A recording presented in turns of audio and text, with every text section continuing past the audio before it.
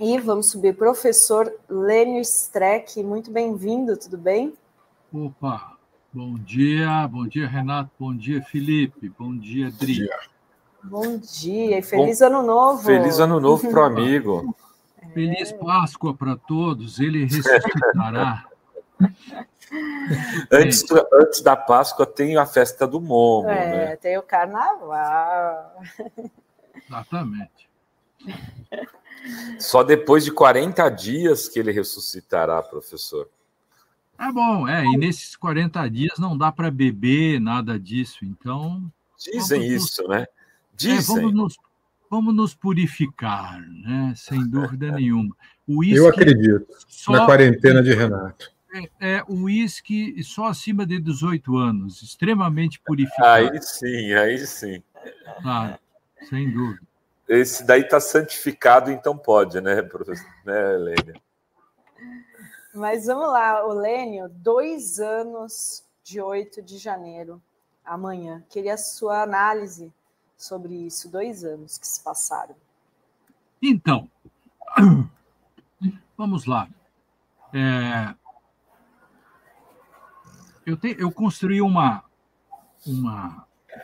figura. O Felipe, eu desde pequeno, não sei porquê, eu sempre penso as coisas como objetos. Não sei como é que as pessoas pensam, mas quando eu penso o mundo, eu sempre localizo as coisas como se fosse um mapa físico, assim, entende? Tudo errado, são falsas memórias quando eu aprendi isso no primário. Então, eu sempre faço figuras. Então, quando eu penso no Brasil, eu sempre penso como se fosse uma coisa física que pudesse tocar. E eu construí, devo ter um defeito de fábrica de algum modo, mas eu construí, então, a partir dessas minhas ontologias primárias, uma figura para janeiro e o futuro e as nossas possibilidades. Para mim, é como se existisse, digamos, um muro, uma parede, atrás está o passado, os militares, o espectro dos golpes, as torturas, tudo que passou, né, as ameaças, e a necessidade de nós pularmos para fora. Eu fico me imaginando eu atravessando, como nos filmes, uma parede caindo no presente. No presente é essa travessia que temos que fazer com os processos do 8 de janeiro para limpar isso tudo, entendeu? Atravessarmos este mar de tempestuoso, e aí a parede seguinte é o futuro, em que a gente pula para dentro do futuro, ou seja, pular para fora do passado, atravessar esse presente e pular para dentro do futuro. Se a gente, agora, para pular para dentro do futuro, nós precisamos atravessar o presente. O presente é o nunca mais, por isso que eu postei hoje no meu X o filme verdadeiro, né, que o Nassif me mandou, a parte do filme verdadeiro da condenação, o nunca mais. Então, nós precisamos passar. Agora, eu já estive mais pessimista com relação a isso. Por que hoje eu penso que o Ministério Público não nos surpreenderá para o mal? É porque os fatos já estão afofados. Os fatos já vêm como pão, assim, quando você afofa para botar no forno. Os fatos já vêm afofados. Já não é novidade, não há hoje dúvidas da tentativa de golpe. A não ser o pessoal da Gazeta do Povo e de alguns que dizem que não houve golpe, e o Guzzo, o J.R. Guzzo e alguns da Jovem Pan, não há dúvida, até para o Estadão, que houve tentativa de golpe. Bom, se isso é verdade, esses fatos já estão afofados. O Procurador-Geral da República está mais à vontade, a cavaleiro, para não surpreender ninguém e levar isso tudo como uma boa denúncia para o Judiciário, para o STF. E o STF também não vai precisar ficar provando que houve golpe, tentativa de golpe. Isso já é fato, porque ele mesmo já decidiu em 1.000 e tantos casos que houve tentativa.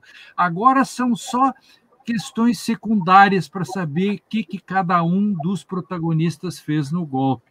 Portanto, penso de forma até alvissareira nesse sentido dos próximos meses nós fazermos essa transição e nos vermos pulando para dentro do futuro. Eis a minha ontologia primária de defeito de fábrica que eu carrego comigo desde meu nascimento. Acho que foi a minha escola primária que o professor ele ontologizava tudo e talvez isso tenha me marcado profundamente. Posso passar o vídeo antes de que o Lênio postou, que mostra, então, o julgamento dos militares argentinos? É bem longo, né? Tem 8 minutos, tem que só pegar uma parte. 2 minutos, né? Ah, tá. Tem 2 minutos. Vou passar um trechinho, pelo menos, só para a gente ver. Ahí a gente...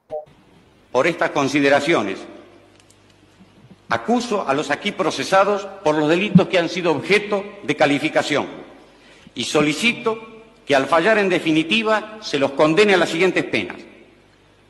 Jorge Rafael Videla, reclusión perpetua con más la accesoria del artículo 52 del Código Penal.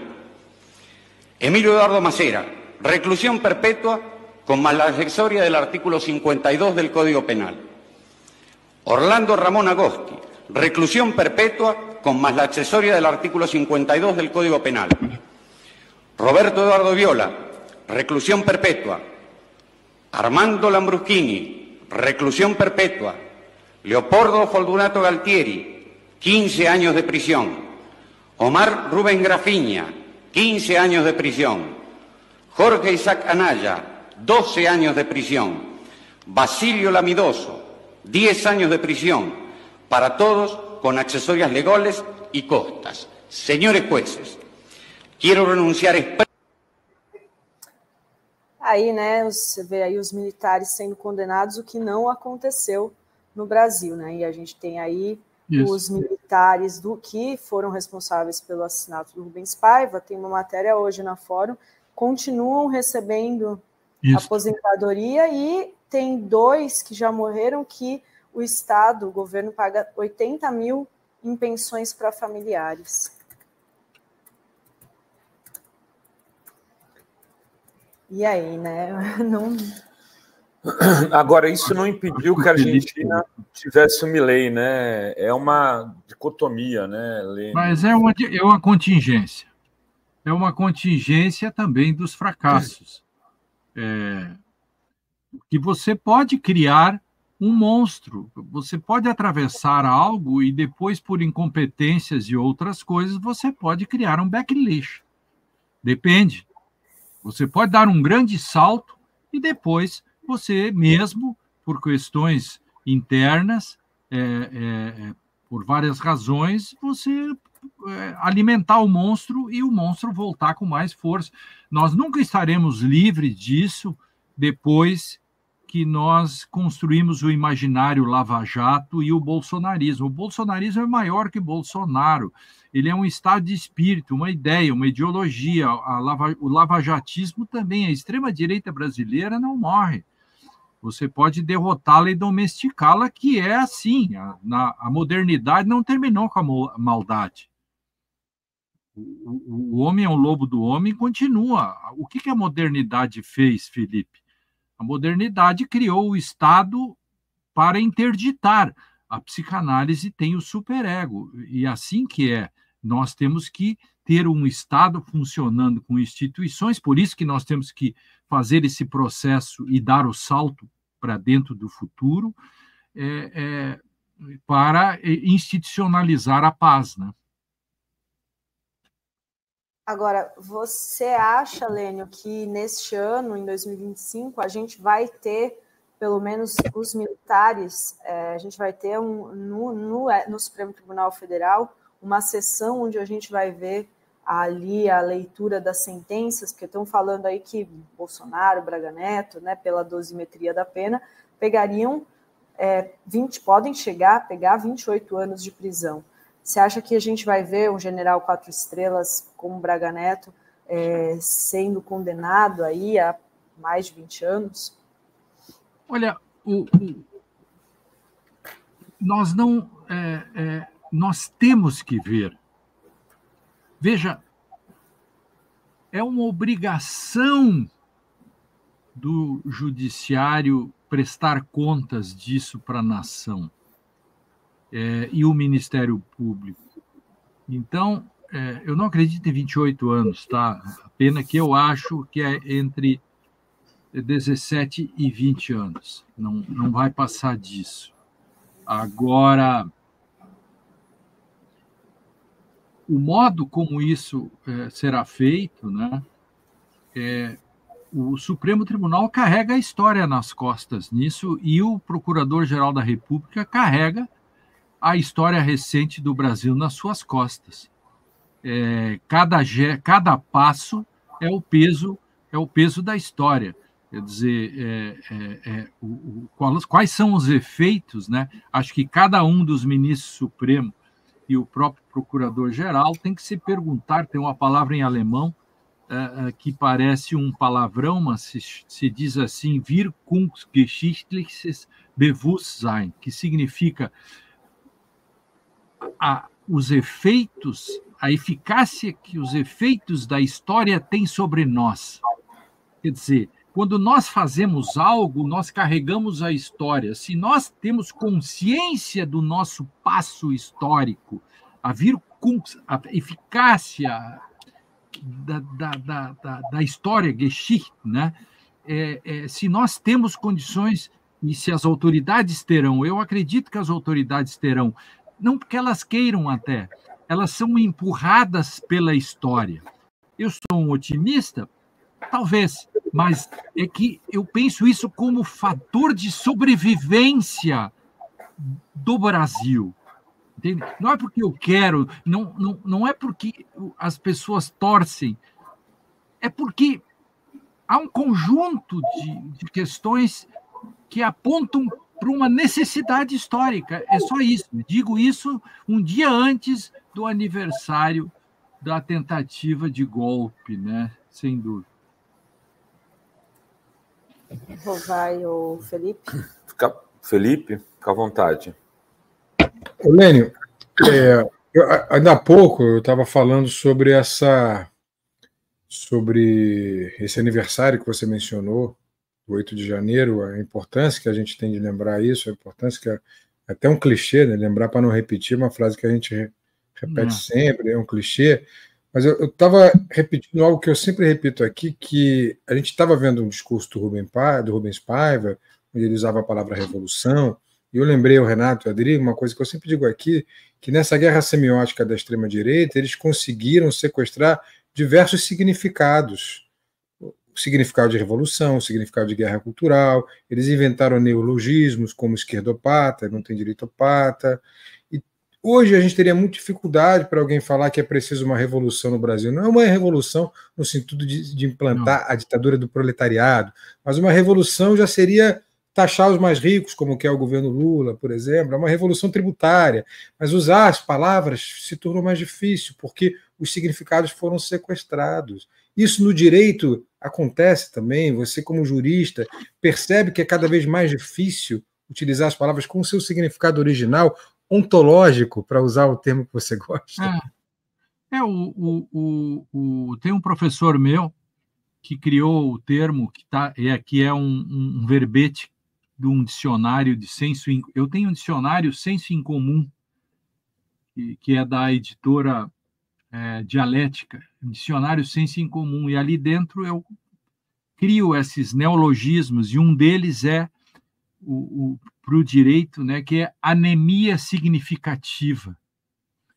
As palavras ficam pálidas, anêmicas, e você coloca qualquer tipo de sangue e elas funcionam, só que com outros significados, né? Então, nós perdemos o vigor. Esse é o grande problema, né? Porque nós criamos uma espécie de palimpsesto, né? Nós não sabemos mais, porque o palimpsesto você vai colando, vai pintando, e depois você vai raspando até chegar de novo à primeira versão, né? A versão, a tradução mais perfeita da obra República do Platão foi feita por Friedrich Schleiermacher, porque ele fez diretamente do grego, e ele ainda não tinha poluição semântica da história. A história polui, ela liberta, ela é revolucionária, ela faz tudo, mas ela polui. E ela vai colocando camadas de significação que cobrem os sentidos originários. Então, daí o palimpsesto, né? Então, o que a gente precisa fazer? Aquilo que o Harold Bloom, para mim, o cara que mais entende da modernidade do Shakespeare, né? Harold Bloom. O grande vitoriano, Shakespeare.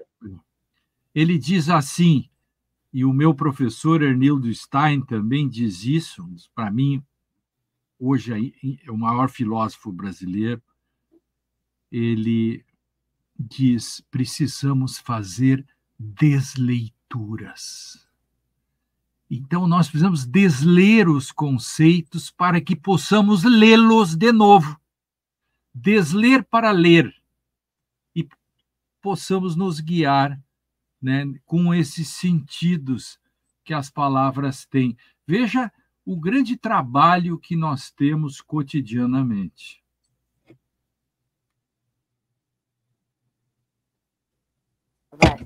Lênio, você já falou disso aí, mas talvez atualizando isso alguns dias antes. Tua expectativa para o relatório do Gonê se mantém aí para fevereiro? Não, eu penso que março. Fevereiro tem a abertura do ano judiciário no Supremo, enfim. Penso que março, aí é só um chute, né? Mas ainda tem o relatório. Veja, a Polícia Federal está trabalhando num relatório suplementar. Por quê? Porque, mientras tanto, houve muitas apreensões de computadores, de celulares, etc., que não estão incluídos no relatório de 800 e tal páginas. O relatório suplementar é um relatório que pode enriquecer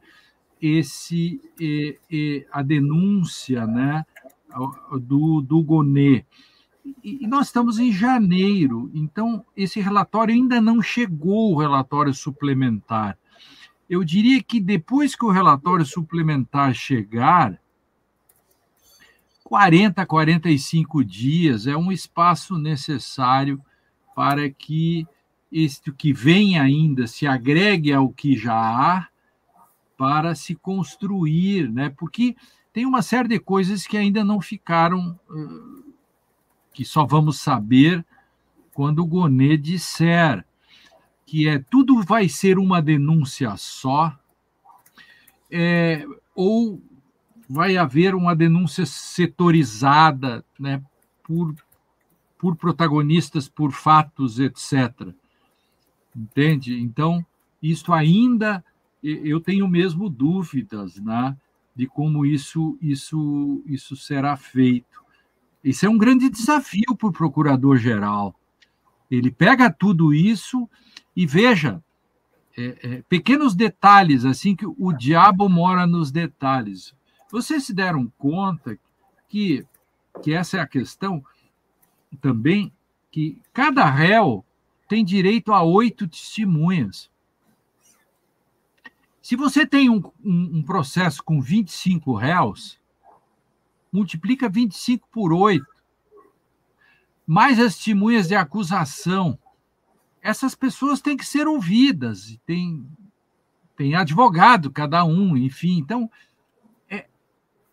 esse é o desafio, por isso que as costas do Gonê devem estar lenhadas pelo peso da responsabilidade e do trabalho estrito sensu, da responsabilidade político-histórica e também pelo trabalho em si.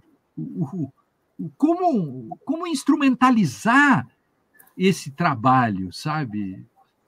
Eu fui promotor e procurador 29 anos, então eu tive processos assim com 12, 15 réus. Então, a denúncia fica longa, é difícil de fazer, e depois esses processos, como o promotor muda muito de lugar, um processo grande meu, eu nunca terminei ele na minha comarca, porque depois disso eu era promovido, eu saí, eu já fui para outra comarca, né? Então, eu me lembro de um grande processo que eu peguei, que acabou me dando...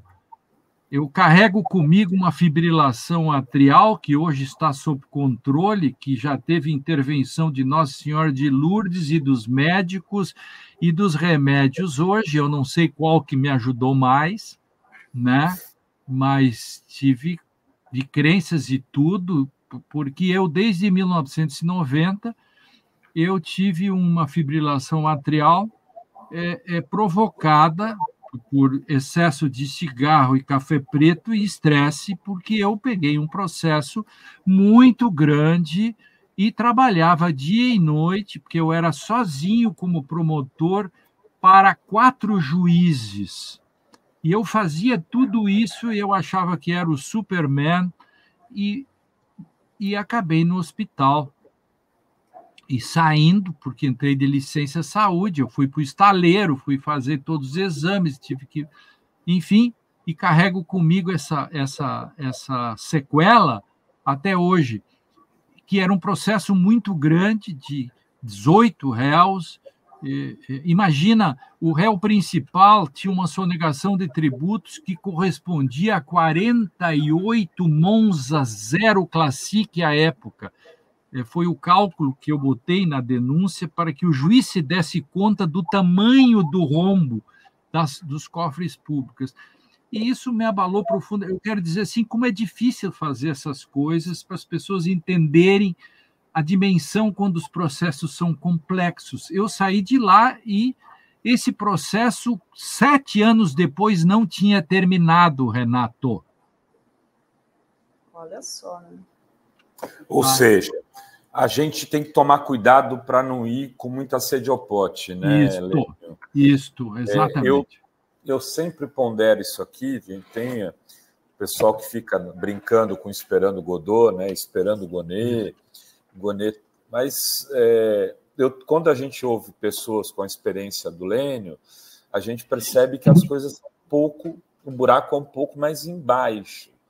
É preciso ter responsabilidade para, inclusive, esse processo depois não virar poeira, né? Não ter falhas técnicas, né, gente? Claro, claro. Eu acho que vale fazer a pergunta que muitos fazem aqui, estão fazendo agora.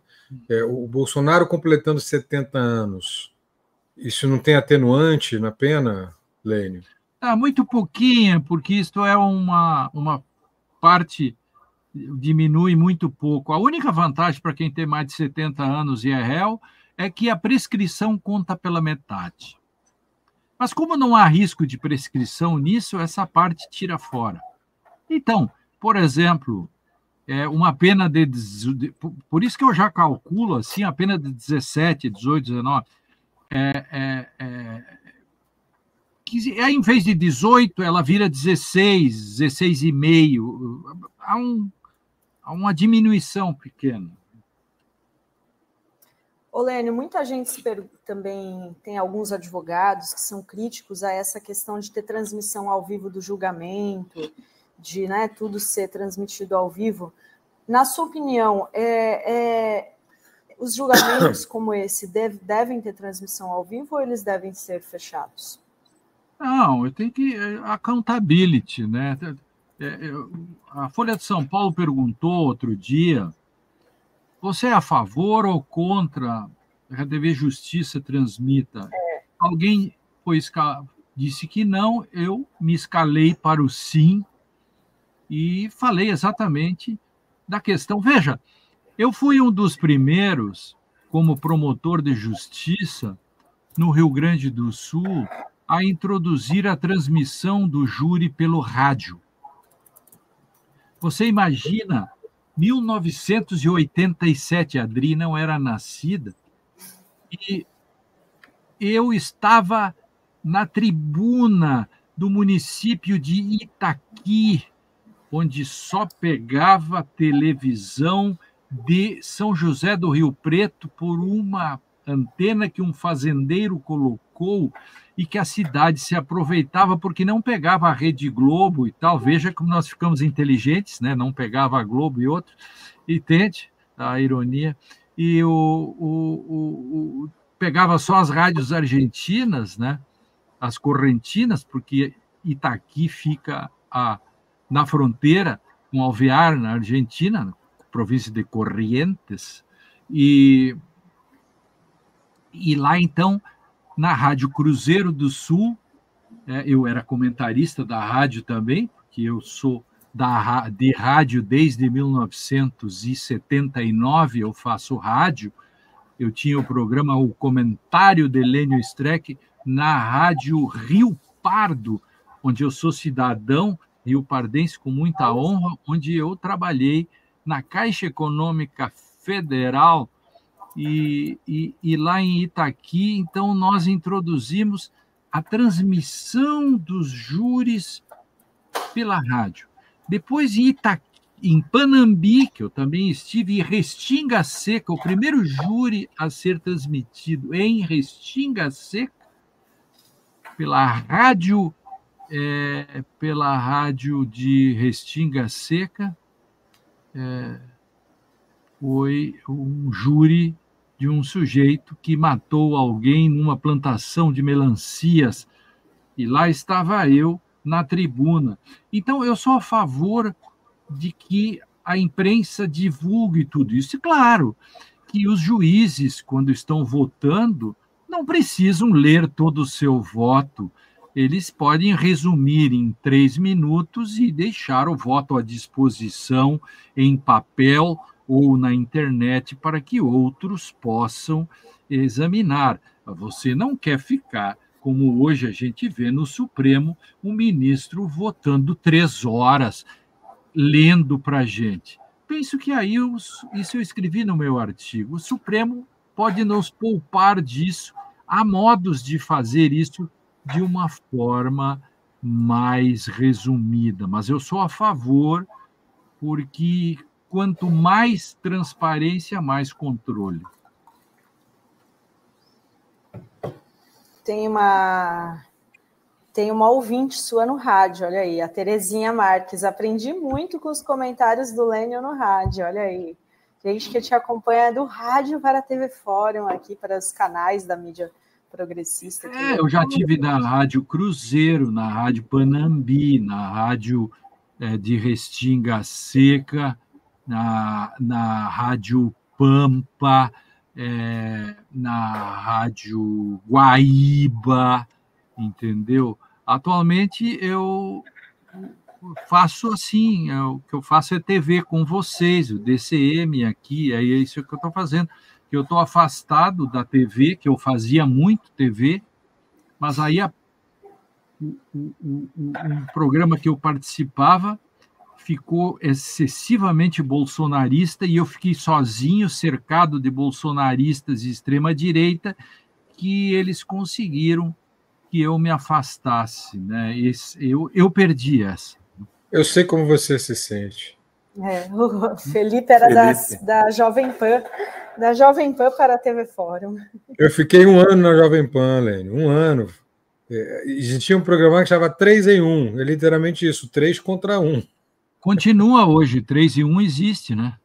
Tá lá com o Piperno sendo esse 1. O Piperno é o 1 contra os, exatamente. Exatamente. Olha só, tem mais uma pergunta, mais duas, na verdade. Não sei se vocês têm mais alguma, só tem vários vídeos, né, do Alexandre de Moraes falando que quem celebrar o 8 de janeiro vai cometer um crime. Mas está circulando hoje nas redes sociais, os bolsonaristas estão convocando para uma super live das vítimas do 8 de janeiro. É uma associação de vítimas do 8 de janeiro, e aí eles estão, diversos perfis bolsonaristas, de radicais, né, da extrema-direita, estão postando esse vídeo, e as verdadeiras vítimas do 8 de janeiro estão presas injustamente, a ameaça à democracia vem de outro lugar, e todo mundo sabe disso, esse é o Brasil de Lula. Eu nem sabia que existe uma associação de vítimas do 8 de janeiro, e eles estão promovendo, com a presença dos senadores Eduardo Girão, Magno Malta, além dos deputados Marcel Van Hatten, Bia Kicis, Júlia Zanatta e Rodrigo Valadares, um evento que chama 8 de janeiro, 2 anos de farsa, que ocorrerá online, em uma live que eles estão prometendo de 8 horas. E aí, eles vão cometer um crime? Pois essa é uma questão, há que se pensar bem, né? É mais um pepino para o Supremo Tribunal, é mais um pepino para o Procurador-Geral da República, etc. Lá atrás se falhou, né? O Felipe, eu acompanhei, você trabalhando na Jovem Pan, enfim, eu acompanhei aqui no Rio Grande do Sul centenas de radialistas pregando o golpe todos os dias nas rádios e nenhum foi processado pelo Ministério Público. Aí falhou o Ministério Público, eu disse isso N vezes já, das falhas que o Ministério Público fez nesse sentido, e o preço nós pagamos hoje, por exemplo, numa espécie de desobediência civil que quer ser feita por uma live desse tipo. Realmente é mais um problema, e a Associação de Vítimas do 8 de janeiro é mais ou menos como se existisse uma associação dos torturadores injustiçados, ou então, no tempo da Guerra do Vietnã, depois que terminou a guerra, os Estados Unidos perderam, existisse uma associação dos atiradores de napalm injustiçados pela crítica do jornalismo de esquerda dos Estados Unidos. Mais ou menos essa comparação hoje.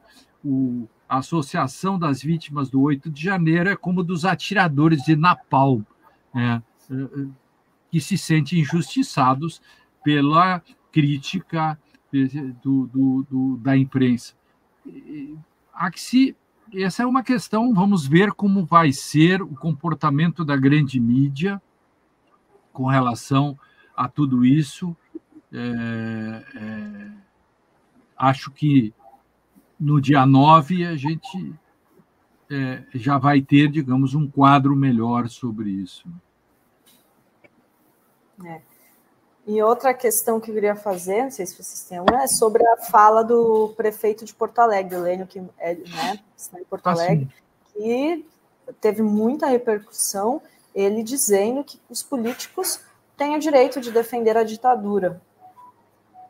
E interessante que ele diz isso abaixo de goteiras de uma obra que custou 16 milhões e mal construída, e chovia, e tudo errado, porque a natureza conspirou contra ele, e disse, ele que foi reeleito, com maciça votação, falou, no fundo, contra o próprio processo eleitoral da democracia que permite que ele possa dizer essas coisas. Acho que os vereadores parece que entraram com um processo ou uma notícia-crime, né? Ele tem que ser processado, sim. E o Ministério Público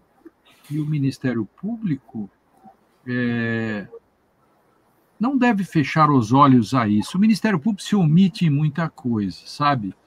E um dos problemas que nós temos nesse processo todo hoje, ainda da polarização, que na verdade não é polarização é quando dois se enfrentam com a mesma densidade e proporções.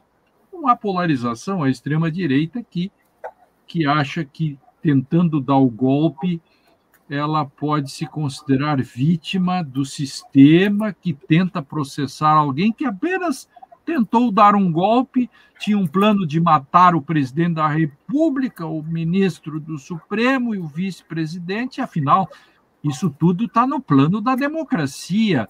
Defender a ditadura faz parte da democracia, diz o prefeito. Acho que o Ministério Público, cumprindo o seu papel, deve denunciá-lo com base no artigo 366, 367, lá da Lei de Defesa do Estado Democrático, e vamos ver, deixa ele se defender.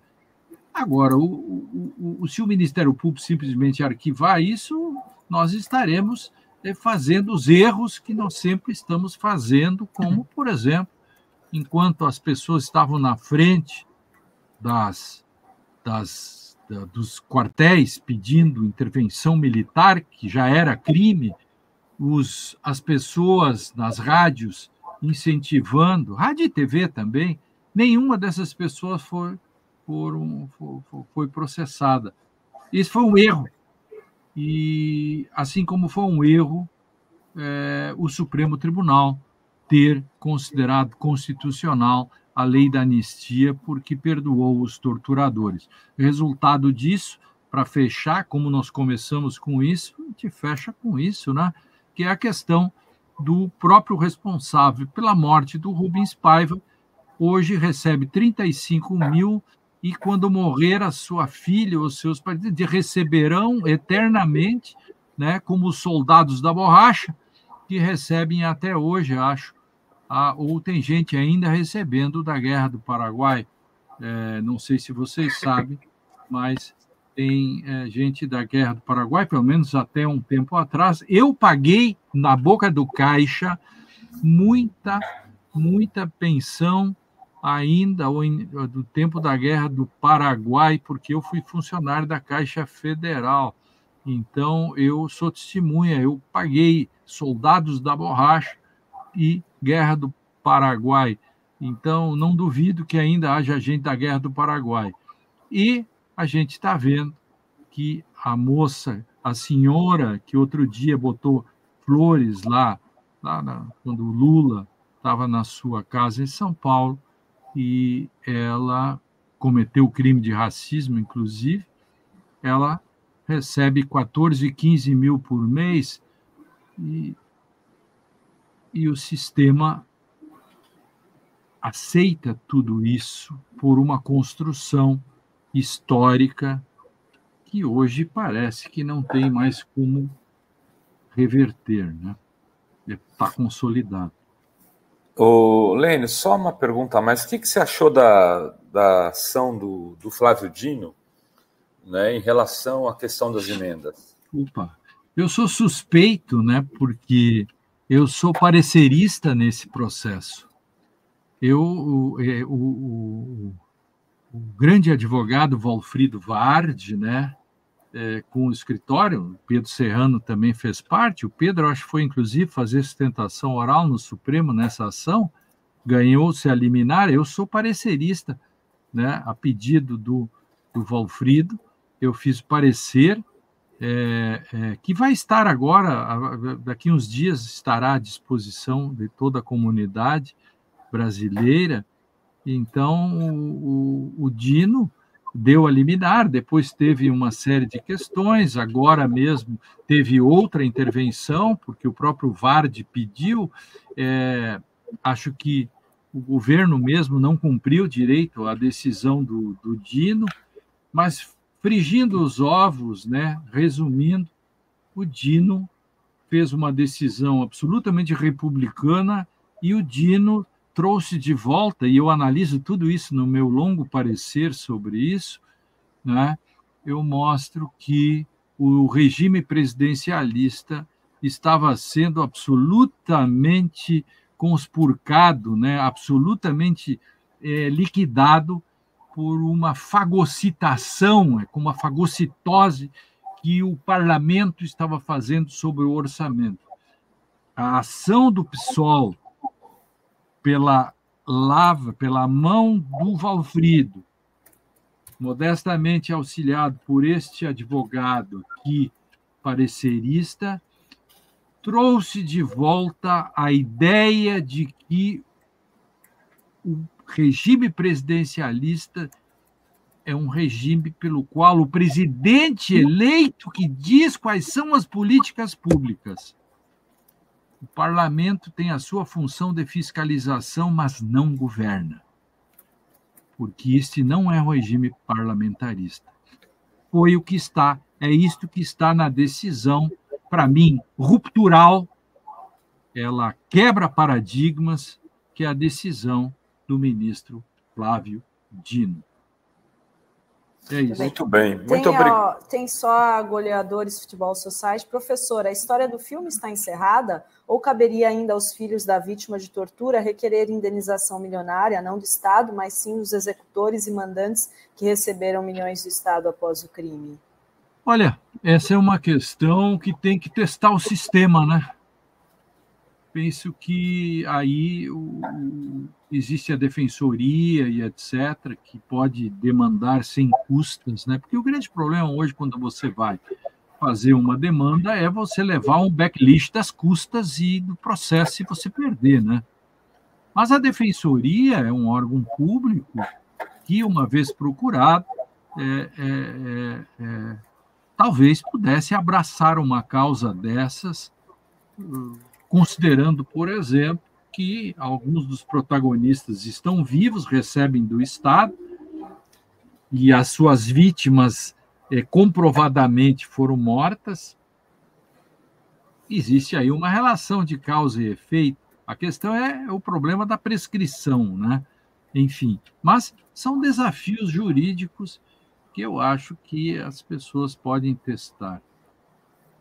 Muito bem, muito obrigada, professor Lênio Streck. Até a próxima. Valeu, Lênio. Um beijão para você. Tchau, Valeu, tchau. pessoal. Até mais. Valeu, tchau, tchau. Até mais. Valeu, Lênio.